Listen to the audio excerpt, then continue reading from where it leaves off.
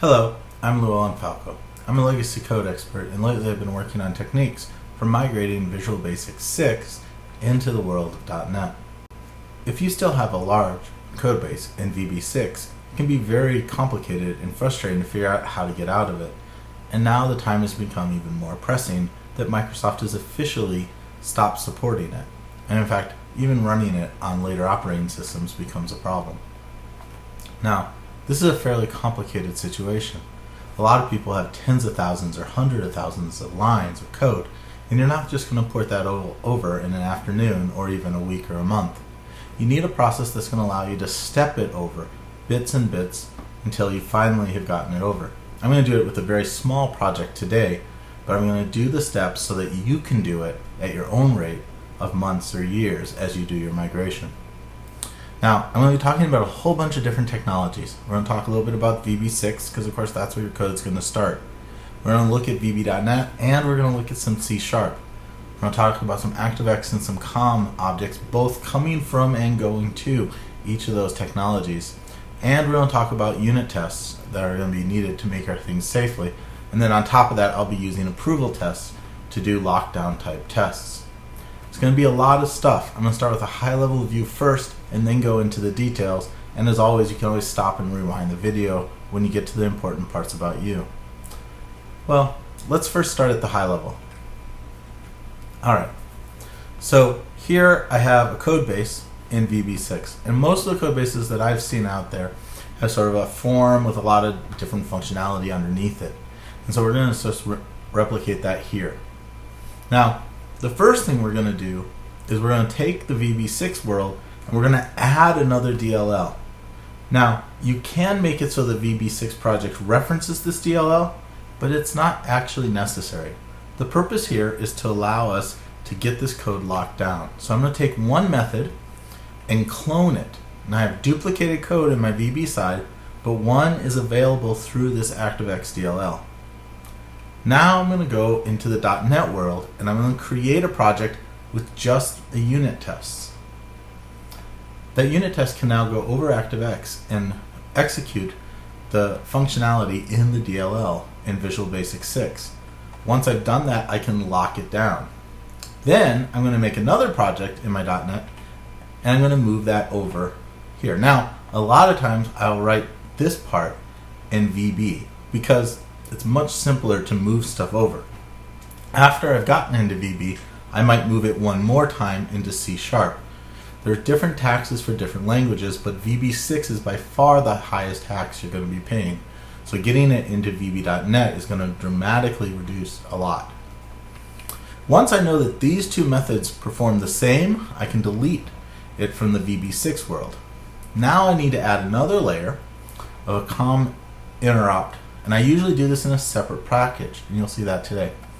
Now I can have the form call the CommInterop to get to that method, which means I can now delete it in my VB6.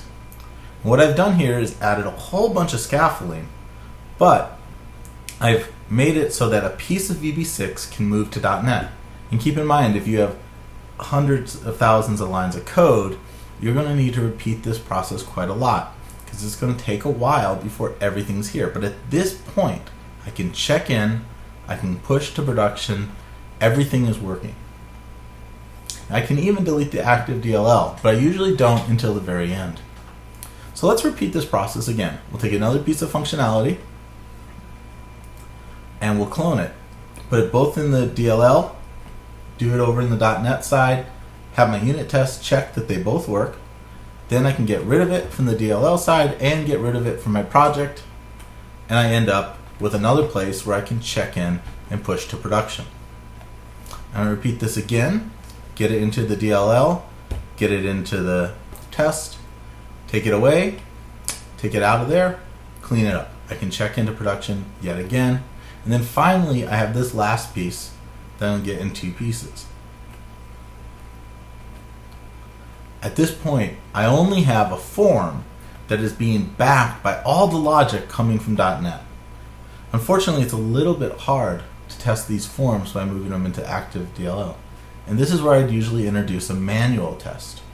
With the manual test, I will then duplicate the form on both sides until I have it working, and now I can get rid of my DLLs, and I have nothing left in my VB6, so I can get rid of that, and I can get rid of the ActiveX layer. At this point, I've completely moved over to .NET. Alright, so that seemed like a lot, and you might want to come back and rewatch it after we've gone through the code. But let's go into the code now and see what it's like. Okay, so here we are in Vb6 6, and we have a project, and I'm just going to run it really quickly to show you what it is. It's a very small little project. So it allows you to put in an amount of money, say 45 cents, and it will calculate the change that's needed to achieve that quarter, dime, dime. Very simple little app. We're going to move this over to .NET using the process I just explained. So first of all, it's worth noting that there's two functions here that sort of do that. One which takes the numbers and turns them into text, and one that creates the numbers itself. We're going to start with the one here that turns it into text. So I'm going to copy that, and just like I said before, I'm going to go here and add a ActiveX DLL. Now, names matter a bunch with this, so we're going to start by giving the names. I'm going to here do Cashier VB6. That's just using the naming convention of the same project plus the VB6 on top of it.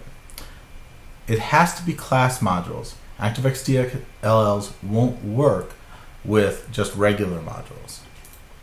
And then I have the class here. I'm going to call this as well Cashier Utilities.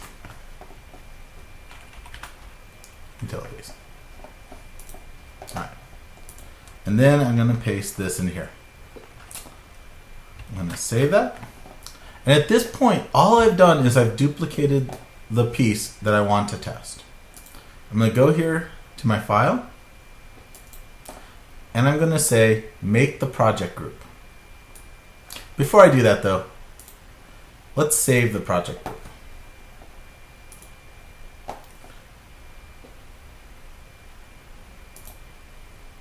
So it's going to be one for that, and one for that, and not adding it to source safe. And the group is going to be called Cashier Group. Alright. Now I can go and I can make the project group. And when I do this, it's going to come up and say unexpected error. Now this is because when you register COM objects, they need to talk to the registry. Now with Windows 7, to talk to the registry, you need administrative access. And you would think it would just prompt you with the same box. It always does. It says, are you sure this is allowed? But it's not going to. It's just going to fail. So what you're going to have to do is close Visual Basic. You have to open it in here. If you right click on it, you can do a run as administrator. This will allow you to now do it. This is the box that we were expecting to get when we did the functionality last time. And now when I say make the project group, it'll make it with no problems. So this is the first part. I've created duplication in my code. Now I'm going to go to Visual Studio. In Visual Studio, I'm going to create a new project. And I'm going to use C# to create my test project. Cashier tests. And the solution is going to be called CashierNet.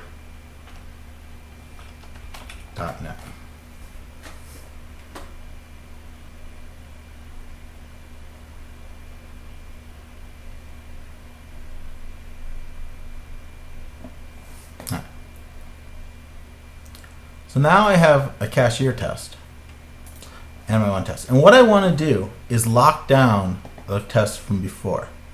So first, I need to import the reference. So I'm going to say add reference. I'm going to go to COM. And you can see here, Cashier VB6. I'm going to add that. And then in here, I can say new Cashier Utilities dot create the text.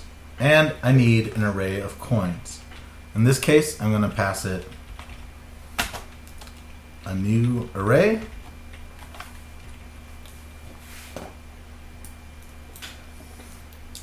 with a penny, a nickel, a dime, and a quarter.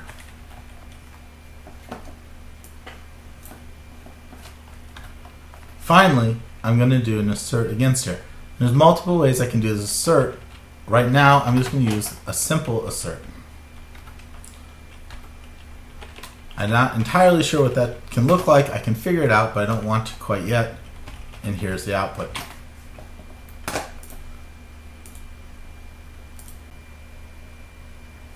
And you can see it fails. And this time it's not failing as I expected. The array was not of my expected type.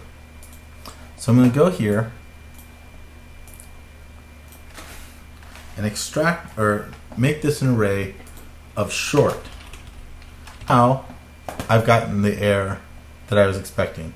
Hey, I should have had this, but I got the other one. Now the reason that I needed it to be a short instead of an int is because VB integers are the same as .NET's shorts. You gotta remember, VB is from a long time ago where we didn't have nearly as much memory space. Now I could paste this into here, but as you can see, these tests are going to get ugly quickly. And so what I'm going to do is I'm going to use approval tests.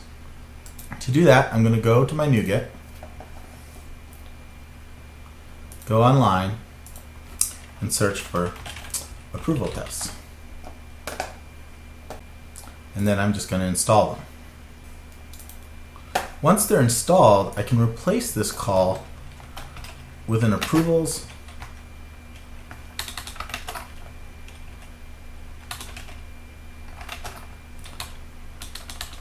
Once it's done, I can replace this call with an approvals.verify of the output.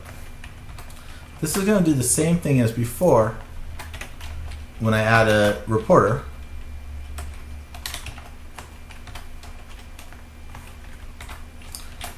Except for instead of putting it in clunky strings, it's going to hold it into nice little files. So I'm going to give this a run. It's going to come back with the results, and I can just merely say, I want to ensure that those results continue to come back. Let's give this one more run and see that pass. Great. Now I've locked my VB6 code. It's time to move it into the .NET world. And to do that, I'm going to have to add yet another solution. So new project. This time I'm going to go to Visual Basic because it's much easier to port stuff over from Visual Basic. I'm just going to make a class library, Cashier. In my Cashier, I have my first class. Let's rename that to Cashier Utilities. And now I'm going to go over to VB6, grab this method,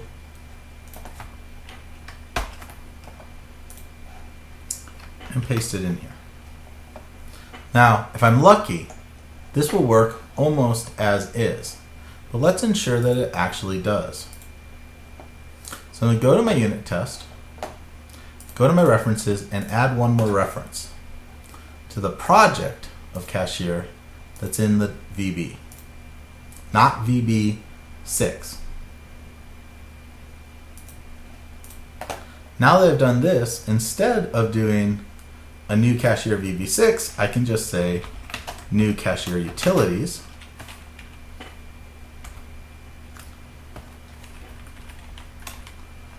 Okay, text. And right away you'll notice the first problem of the short is no longer assignable. Now that may or may not matter depending on your situation, but in this case I'm going to try to keep it exactly the same. So instead of an array of integer, I'm going to bring in an array of short.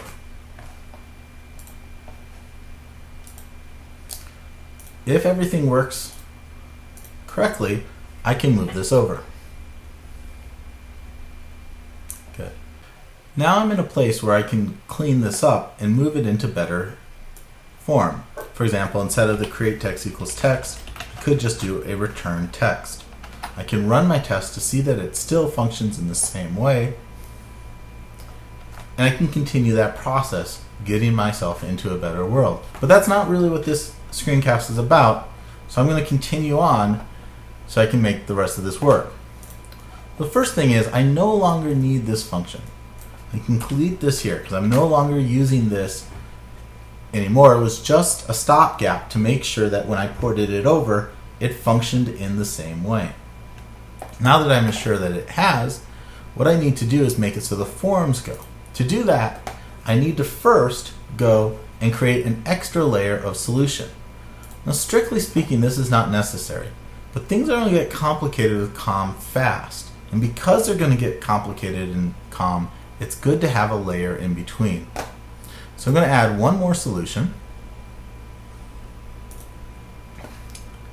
And I'm going to do this actually in C#.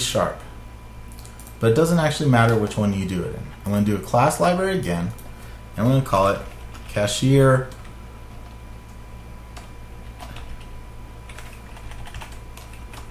.net. Alright, so now I have Cashier.net. I need Cashier.net to reference my VB code. So I'm going to go to there and reference Cashier. Now, in here, I need another class. So I'm going to rename this to also be Cashier Utilities.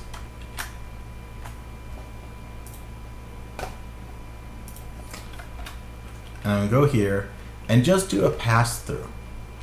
All right, so this is just going to be a pass-through. So it's going to be public. It's going to return a string. And it's going to take a short array of coins.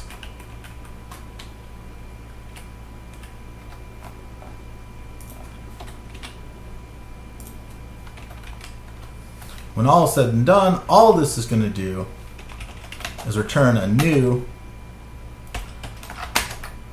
Cashier Utilities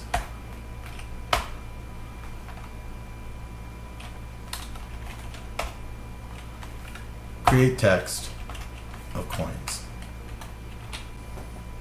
It's very important to have this cashier here. Oh, and I have a little bit of a problem here, so let me rename it. This is one of the nice things about moving into .NET. I can use the tools available at my disposal. Alright, so now that I've done this, I need to go to the Cashier.net and go to the properties at the bottom.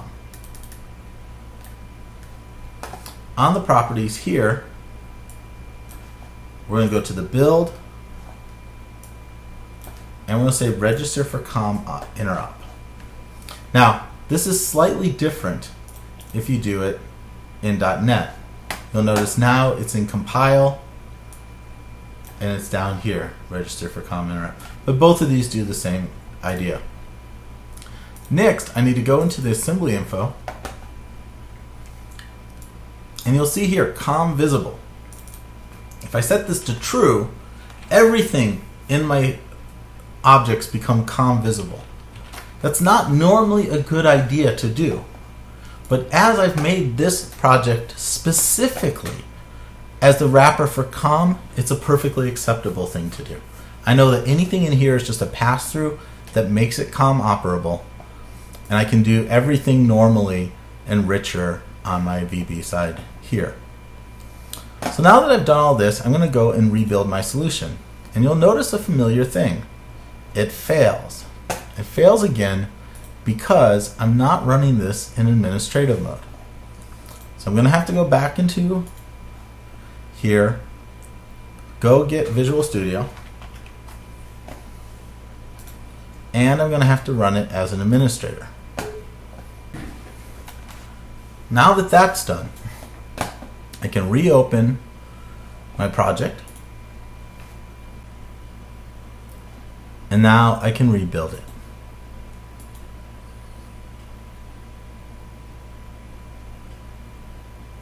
You'll notice down here in the bottom it says success. Now I need to go back to my VB project. So now that we've done this, we're going to come back to .NET, go to our Cashier project, and we're going to go to references again. Now I'm going to scroll down until I find my Cashier.net and add that as a reference. After I've done that, I can take the body of my create text and replace it by dimming up a new com link as a Cashier.net.utilities, and then set my return value to create text. Unfortunately, you're not going to get autocomplete at this point. But when everything is said and done, I can start this, run it again. Oh, I forgot to do new. I can run this, and you can see that it indeed is going across to .NET to do this. And now I've taken out a big part of logic. The next part to do this would be here in the GetCoins. Much bigger function, much uglier function. If you want, you can stop here. I think you've gotten the general gist. But if you want to see a second go of it, I'm going to continue really quickly to move this over using the same pattern that I've used before. Well, if you're still here, let's go and copy this big ugly function and move it over to the class modules.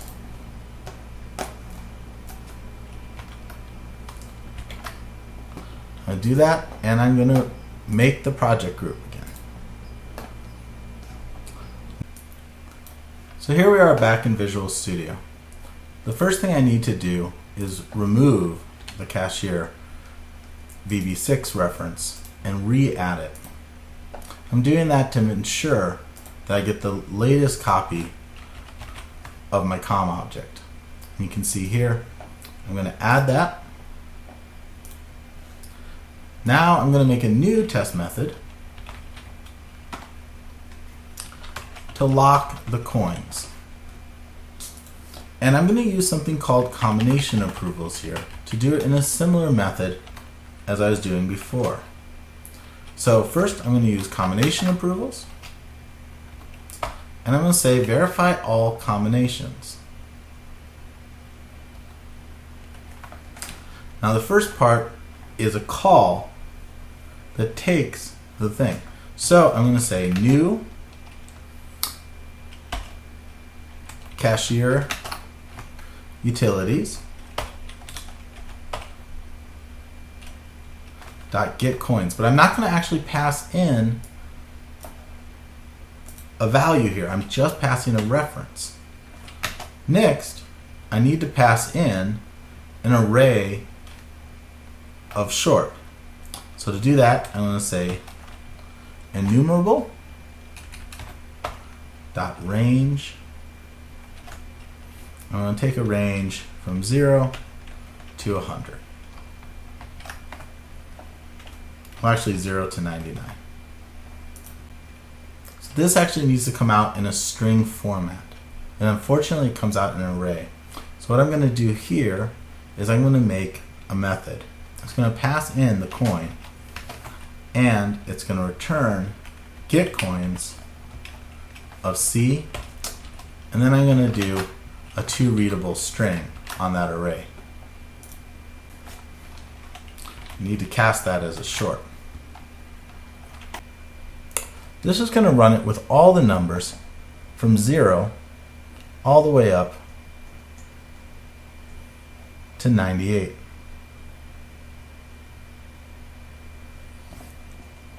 Now, I can look at these to confirm that they're correct, but because it's coming from my VB6, I can just assume that whatever it did is what it's still going to need to do as I move it over.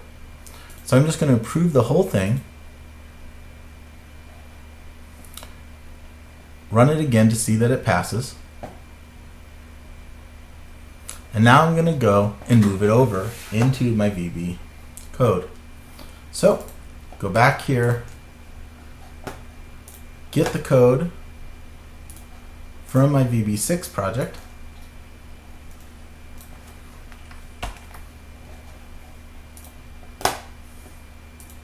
and add it here. I'll save that, go to my unit test, and instead of pushing here with a new Cashier Utilities,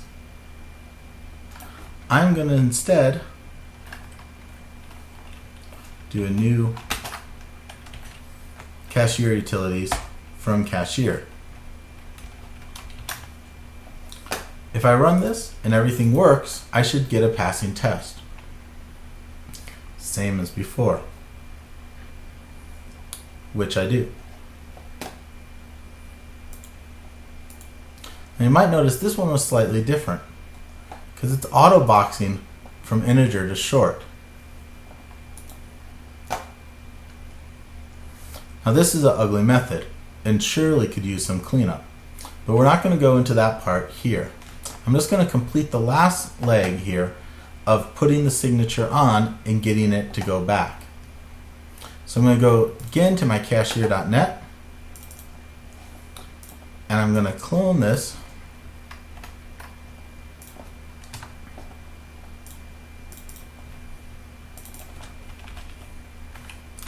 for my GetCoins.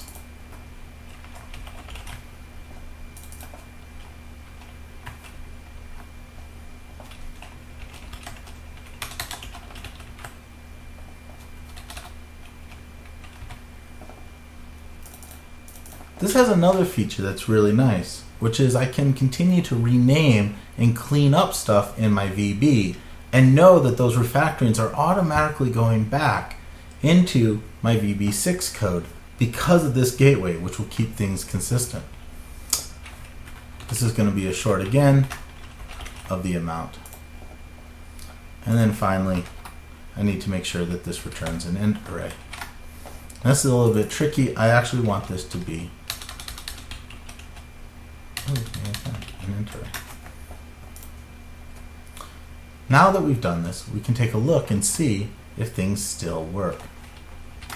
So first, I'm going to do a full rebuild. And you can see this being used by another process. This is a problem again using COM. I'm going to have to close my VB over here so that I can rebuild my solution. Now that that's done, I can come back and open my Visual Basic 6. Now because I'm not going to do any more COM, it doesn't matter that I'm not opening it as an administrator. Although in general, you will want to do that. So here I am here, my class modules here, I can now completely delete.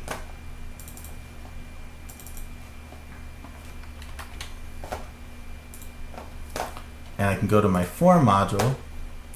Again, I'm going to make sure that my references are correct by removing the reference and then re-adding it again.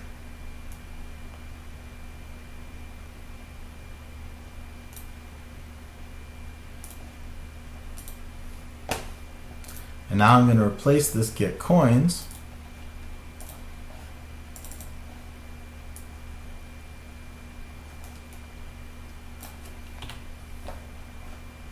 so that it looks pretty much the same as the method atop of it.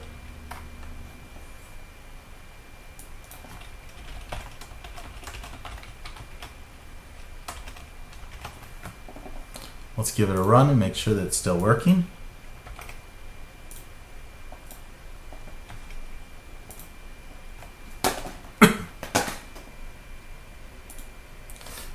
And now you can see that we have this problem of the type mismatch.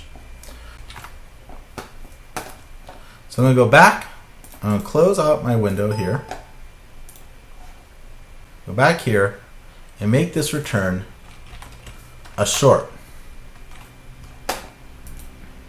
You'll notice this now causes a problem here, which means this needs to become a short, and means this needs to become a short.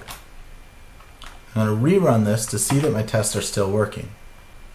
Good. I'm going to rebuild it, open up VB6 again, and now we should be working. Good. Quarter a nickel for 30 cents. Now that I've removed everything from this form that's logic, I have a much smaller file. Now unfortunately, it's still going to be a bit of a pain to open this file and move it over to .NET. I will have to recreate the GUI itself, and that's going to be manual. I'll do a manual test here, probably take a screenshot of the code, and then go and do it on the other side manually. But everything underneath it now has been removed, so all I have to worry about is getting the layout right and making sure that the right click events are still wired together. Well, I hope this has been helpful for you. And if you have lots of VB code yourself, you can attack at this problem, or of course, you can always hire me to come and tackle it with you. I'm Llewellyn Falco, and I wish you good luck with your legacy project.